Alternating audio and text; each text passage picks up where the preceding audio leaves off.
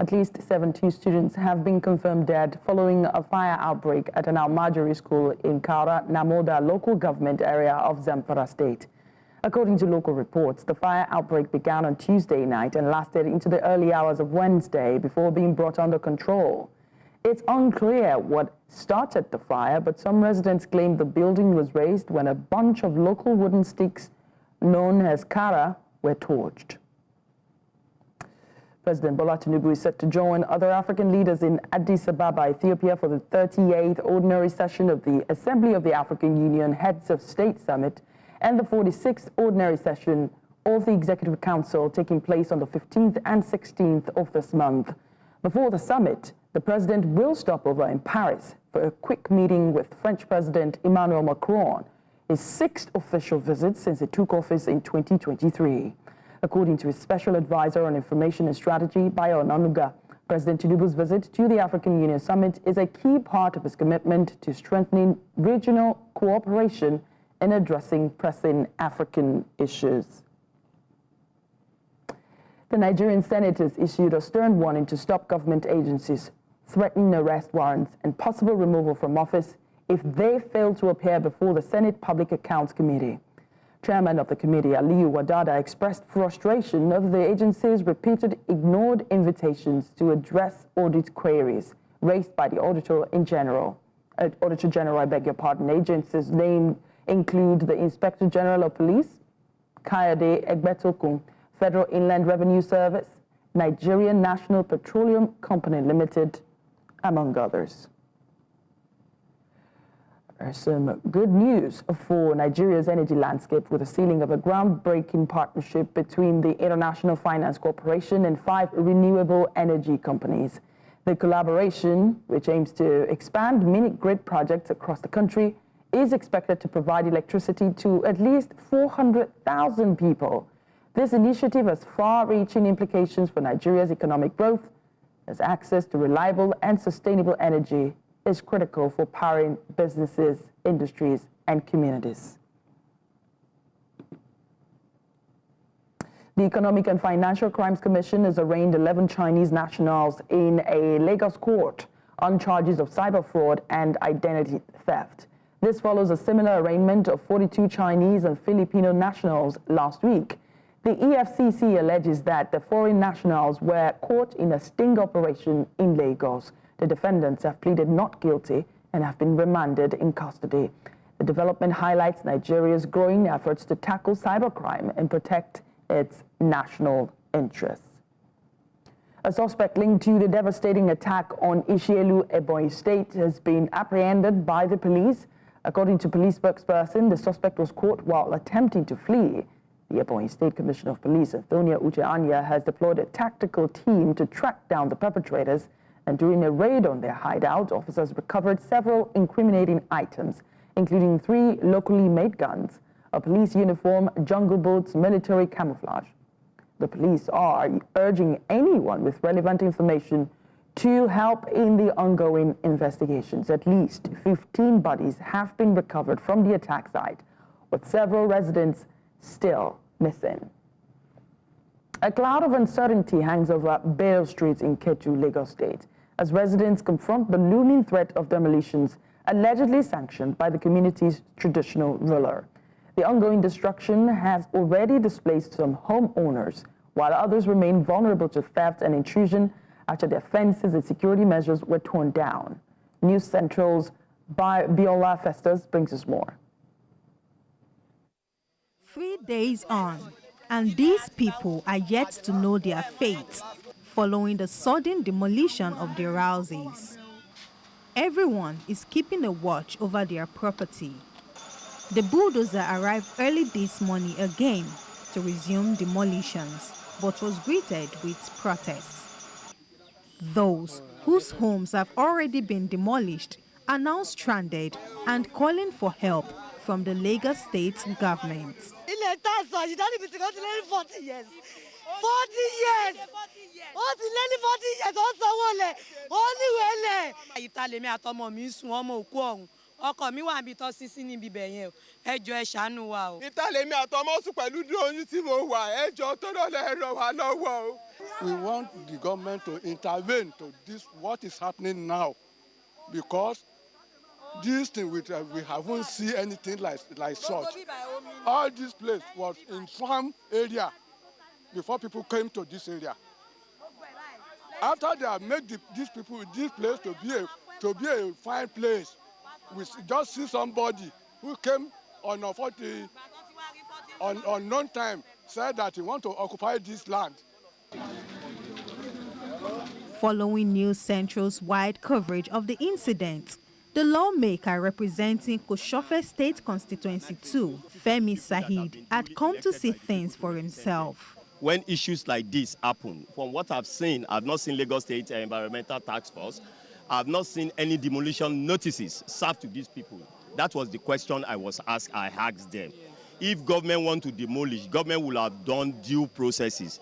But as the representative of the people, the onus lies on us to find the facts. But from all available quarters, we are not aware of this demolition. And as I'm standing here now, I've not been given any notices. Efforts to get the Onikosi side of the story remain unsuccessful. As directed by his prince, our team was at the Onikosi's palace to seek audience. He was unavailable and told us over the phone that he had gone to eat amala. After a long fruitless wait, our team left the palace. In Lagos, I am Biola Festus for News Central.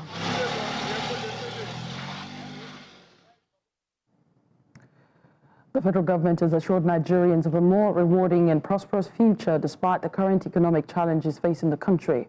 Minister of the Federal Capital Territory, Nyesom Wike, gave this assurance during a condolence visit to Oyo State Governor Seyi Makinde, where he commiserated with the Makinde family and the people of Oyo State.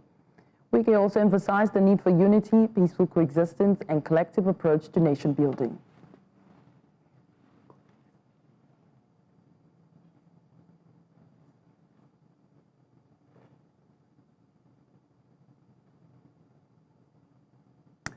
The National Commission for Refugees, Migrants, and Internally Displaced Persons says that it is set to repatriate about 100,000 Nigerian refugees and resettle more than 6 million internally displaced persons. This was made known in Abuja by the Federal Commissioner of the agency as a spokesman to newsmen on Nigeria's ascension to chair the Rabat process, a Euro-Africa dialogue comprising 57 countries from 2025 to 2026. That brings together countries around the world to help manage migration effectively. It focuses on promoting safe migration, preventing irregular migration, addressing the impact of migration on nations, and protecting vulnerable populations. The Federal Commissioner of the National Commission for Refugees, Migrants, and Internally Displaced Persons believes that Nigeria has established itself as a leading voice on migration issues, marking a natural progression in its role on migration governance. Nigeria's ascension to this role is a testament to the country's extensive efforts in migration governance. Nigerian priority areas as chair of the Rabat process 2025-2026 includes youth and innovation, facilitating pathways for regular migration, improving migration data management, promoting human rights and dignity, climate-induced mobility. With Nigeria's new role, the nation is expected to lead by example. The Federal Commissioner says that Nigeria is already stepping up efforts to repatriate 100,000 Nigerian refugees and resettle more than 6 million internally displaced persons. We still have about 53,000 refugees in Cameroon, and we have about 25,000 in Niger. And we also have not less than 15,000 refugees in Chad. We have not less than 136 camps spread across this country that IDPs are living in. Some of them living there for not less than 5 to 6 to 10 years, feeding 6.1 million people on a daily basis.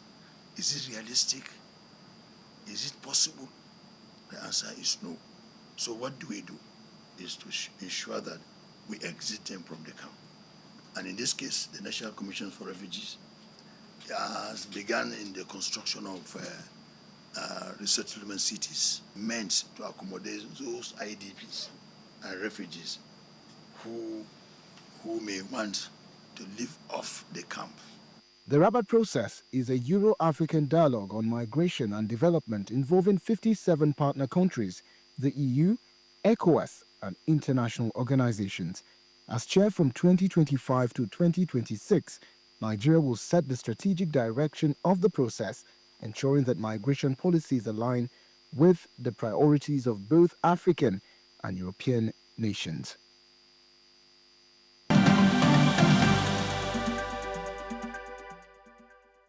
Welcome back. As the Nigeria police begins enforcing third-party motor insurance across the country, stakeholders are asking the police to operate within the rule of law. This enforcement is part of a collaboration between the police and the National Insurance Commission to implement compulsory third-party motor insurance as mandated by the law. News Central's Ostinazu has more. The Nigeria police have commenced the enforcement of the third-party insurance policy nationwide.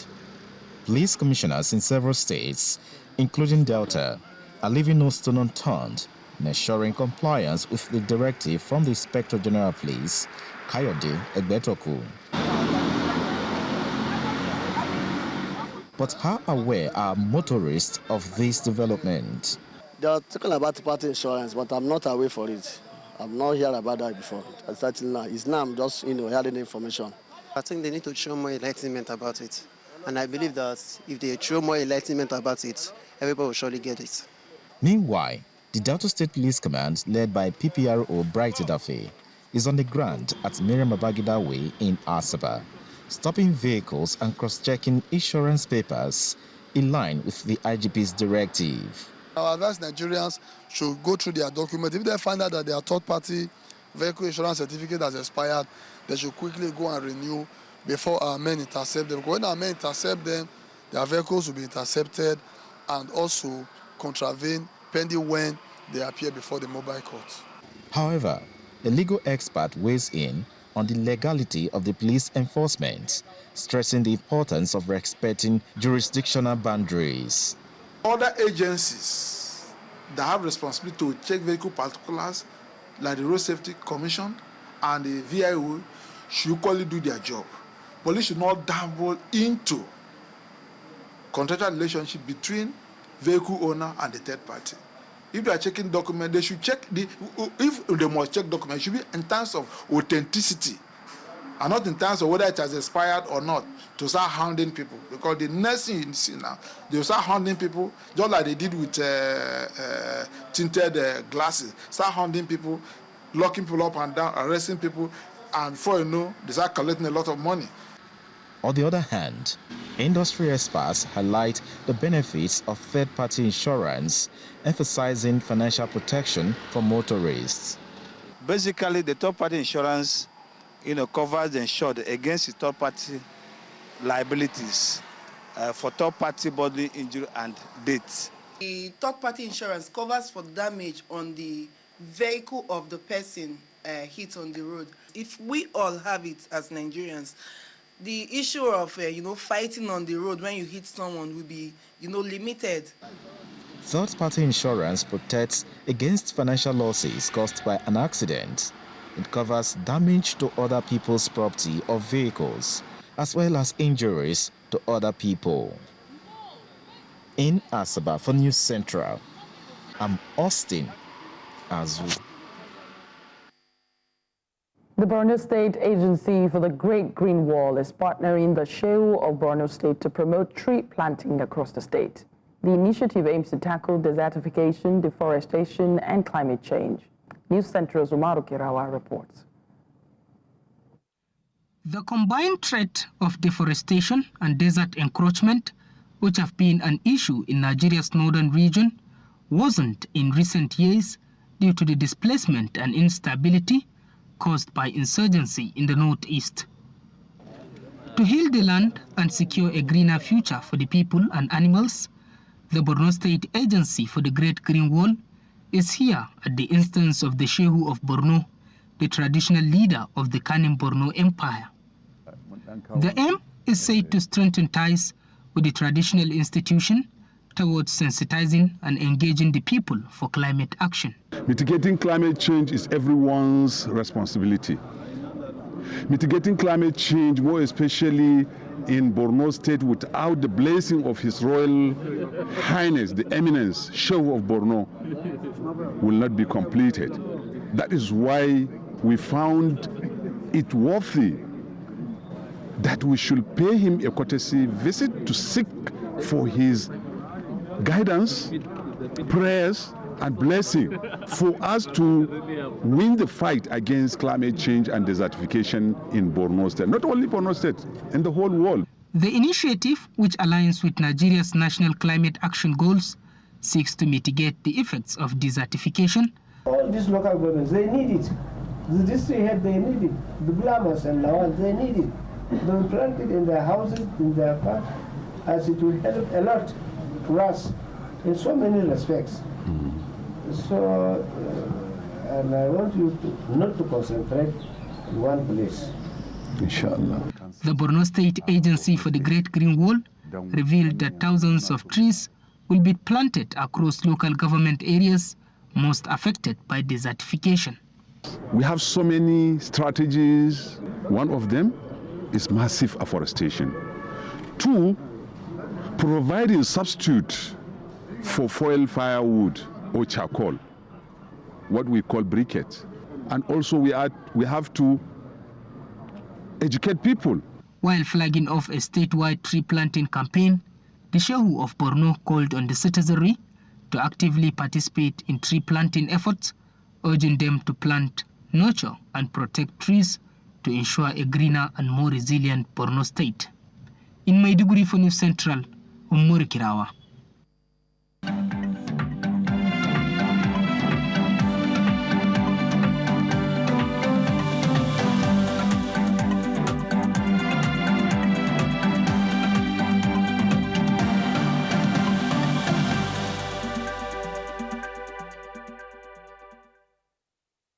There are concerns that the escalation of violence in the Democratic Republic of Congo could worsen the humanitarian crisis in that country and potentially destabilize the region.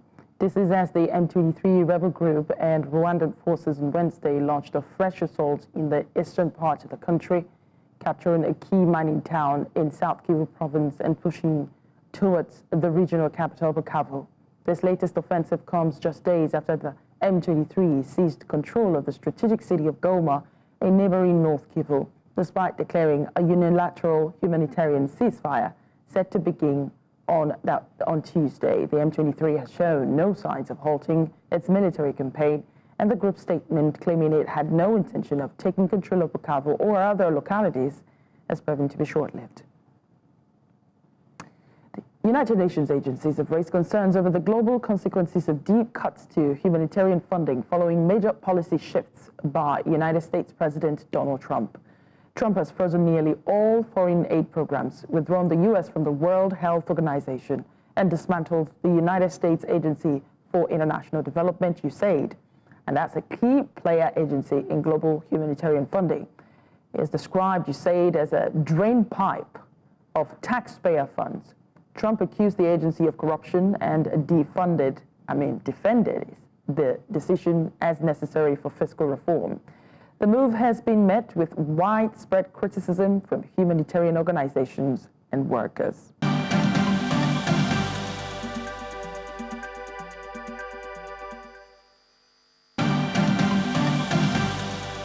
And it's time for some business news with Perpetual from our business desk. Perpetual, I hear that the CBN is limiting BDCs to one dealer bank. What does that mean? All right, first, this is for invisible transactions, and it's one of the many measures taken by the CBN to ensure transparency and also to be able to seamlessly track transactions within that segment of Nigeria's foreign exchange market. But Adeshawa, you get the details shortly.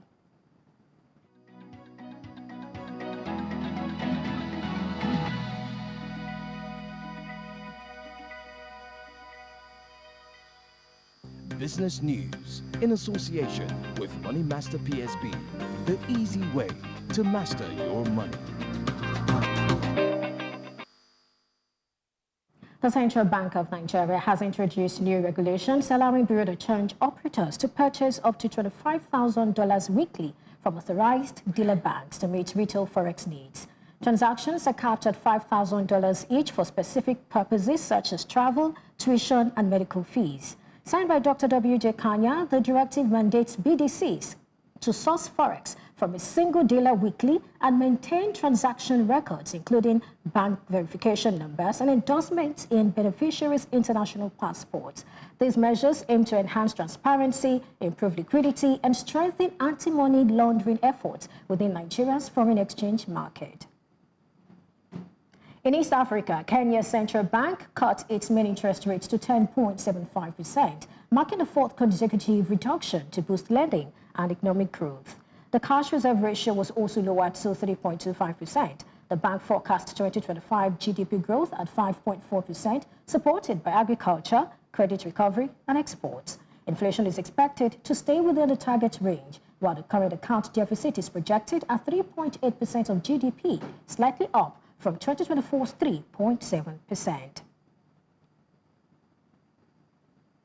To stock markets now, the bulls maintained control of the domestic buzz with bargain hunting in FBN Holdings, GTCO, and Access Corporation, pushing the all-share index past the 105,000 psychological mark, boosting year-to-date returns to 2.33%. And in terms of trading volume and value, Access Corporation led with 473.22 million units for volume and 12.57 billion naira in terms of value. Now let's take a look at the snapshot. We can see this, it has crossed the 65 trillion naira mark, and this has also crossed the 105,000 mark to 105,324.89, and it is a 51 basis point increase right there. Now let's take a look at the sectoral performance. For sectoral performance, beginning with the banking sector, if I can move a bit, maybe you'll be able to see this better. This is a 3.17%, and we saw renewed interest in banking stocks as gains in Access Corporation, FBN Holdings, and GTCO pushed the sector to this 3.17% gain. Now, taking a look at the insurance sector, for the insurance sector, it shared 0.67%. And of course, now going to the oil and gas sector, it edged up 31 basis points, driven by Itana's 996 basis points appreciation. That's what we're seeing for oil and gas. And also for consumer goods, we're seeing it down 44 basis points, and industrial goods is up 9 basis points. This gives us a picture of what happened in the markets today. And that's all on Business News Tonight. I am Perpetua Fasamipita. Tonight continues.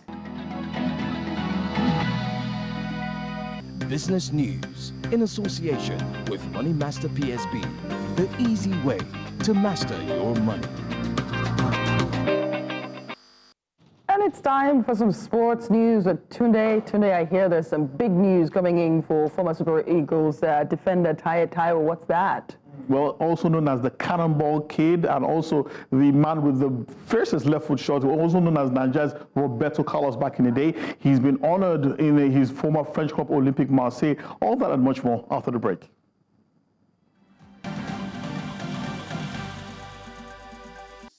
Update brought to you by Corn Oil. Corn Oil, we go the extra mile. Hello and welcome to sports. Former Super Eagles defender Taiwo has been inducted into the Olympique Marseille Club of Legends. Marseille was Taiwo's first European club after he joined Ligue 1 giants from the MPFL club Lobby Stars. He spent 6 years at the Stade Velodrome, making 271 appearances, scoring 25 goals and providing 23 assists. He won the French League, the French League Cup, and the French Super Cup before moving to AC Milan in 2011. He also had a stint in the English Premier League with Queen's Park Rangers. Taiwo earned 54 caps for the Super Eagles between 2004 and 2011, scoring 5 goals. Since retiring in 2019, he has lived in France, and his induction into Marseille's Club of Legends recognizes his significant impact on the club, joining notable names like Jean-Pierre Papin, Abedi Pelé, Marcel Desailly, Didier Deschamps, and Fabien Barthez.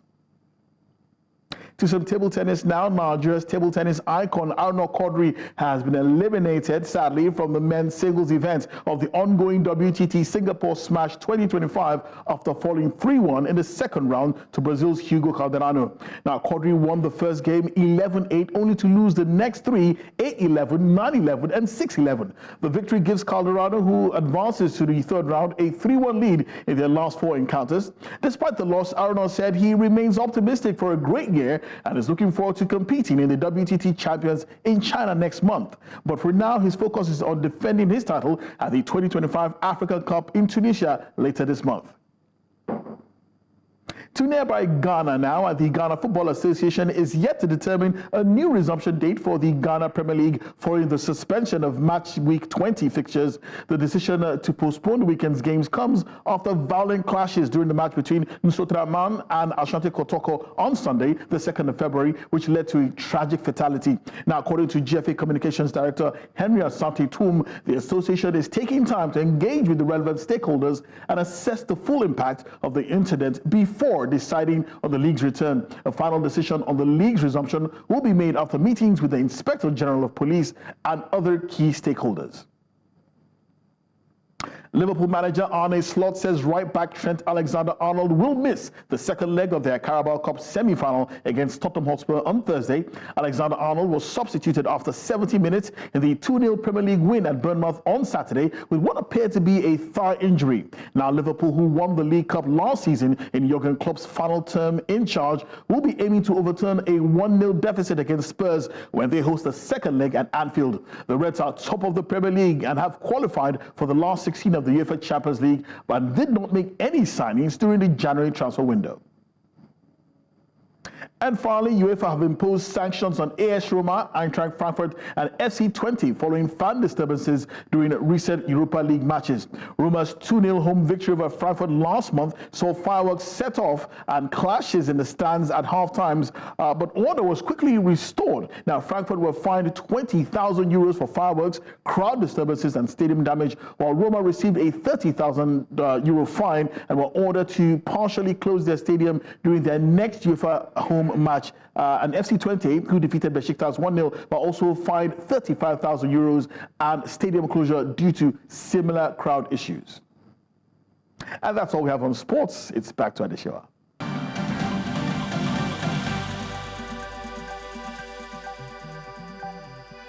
Sports Update, brought to you by Corn Oil. Corn Oil, we go the extra mile.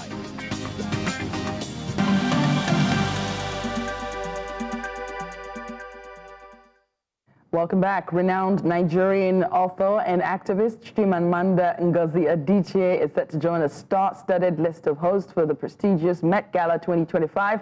That's on entertainment news with Edewo, who is actually twinning with me today. You want to read the news, or you want to tell us the latest in entertainment? Please? Well, okay, let's just jump let's right address into that. Let's address that. You know, I think we have that connection there. I know, telepathy. You got the memo. Yeah, what do we have? I got it. Now, speaking about Chimamanda, and what they say fashion is also a form of storytelling, right? Mm-hmm. And what better way to blend fashion and literature than getting someone who is a master at it?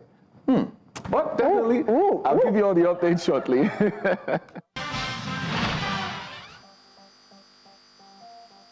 Entertainment news in association with Glow Unlimited.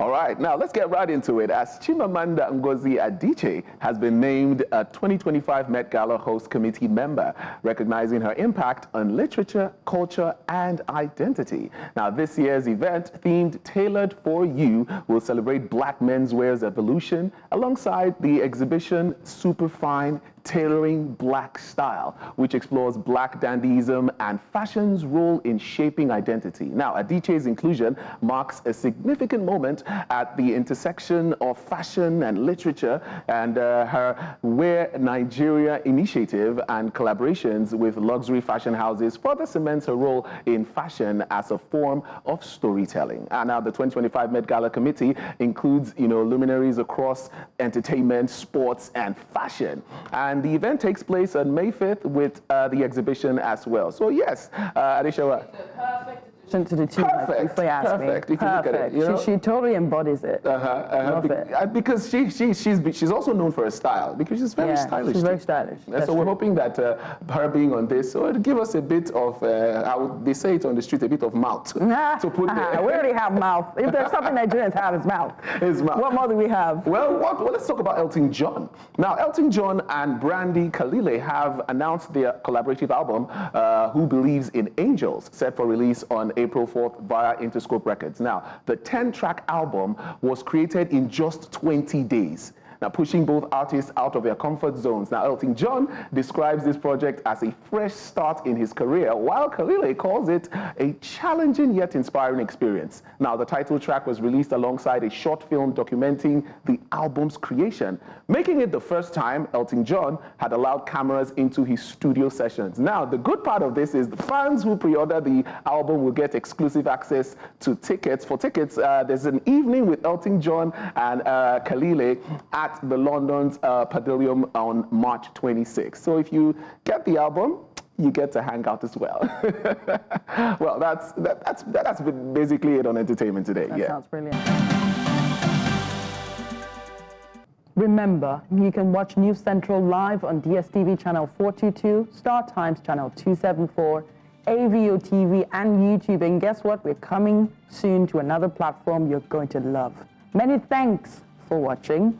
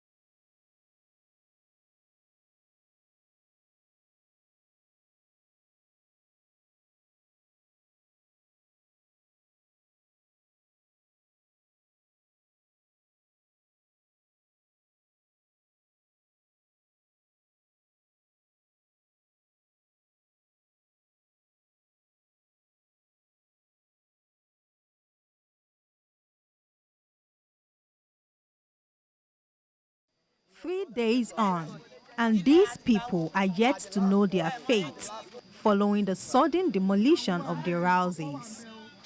Everyone is keeping a watch over their property.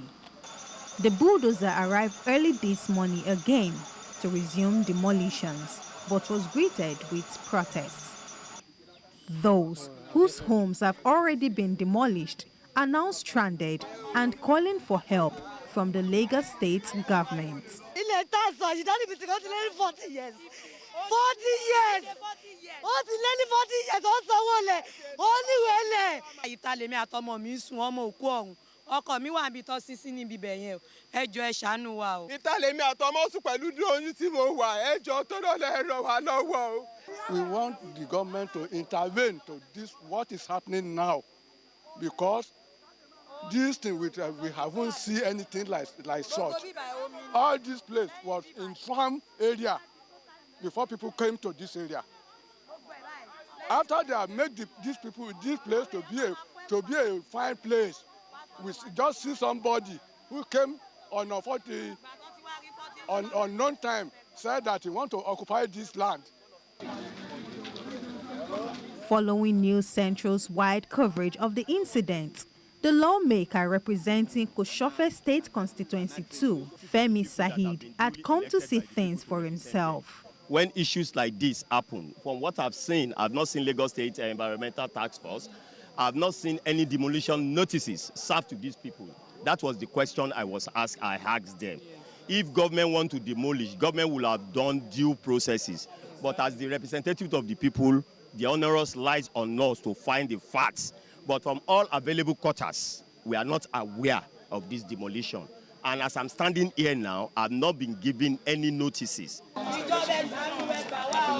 Efforts to get the Onikosi side of the story remain unsuccessful.